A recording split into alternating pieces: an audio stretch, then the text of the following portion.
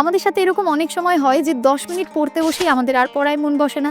একটা নোটিফিকেশন এলেই আমরা সমস্ত কিছু ফেলে রেখে চলে যাই। এই প্রবলেমটা যদি তোমার সাথেও হয় তাহলে এই টেকনিকটা তোমার জন্য। এই টেকনিকটার নাম হচ্ছে পোমোডোরো টেকনিক। 1980 সালে ইটালিয়ান ফ্রান্সেসকো সিরিলো এই টেকনিকটা তৈরি করেন। পোমোডোরো কথার মানে হচ্ছে টমেটো। পোমোডোরো টেকনিকের মূল বক্তব্য হচ্ছে 25 মিনিট কাজ, তারপর 5 মিনিটের ব্রেক। এরকম যখন তুমি 4টে রিপিটেশন কমপ্লিট করবে, তারপর তুমি একটা লং 15 মিনিটের ব্রেক নিতে পারবে। এবার আমি তোমাদেরকে বলবো এই পোমোডোরো টেকনিক তুমি তোমার লাইফে কিভাবে প্রয়োগ করবে। আগে একটা কাজ সেট করো। তুমি কি কাজ করতে চাইছো এই 25 মিনিট সেট করার পর 25 মিনিটের একটা টাইমার সেট করো, আর এই 25 মিনিট একদম ফোকাস রেখে তুমি এই কাজটা করবে। দেন কি করব, 5 মিনিটের ব্রেক নেব।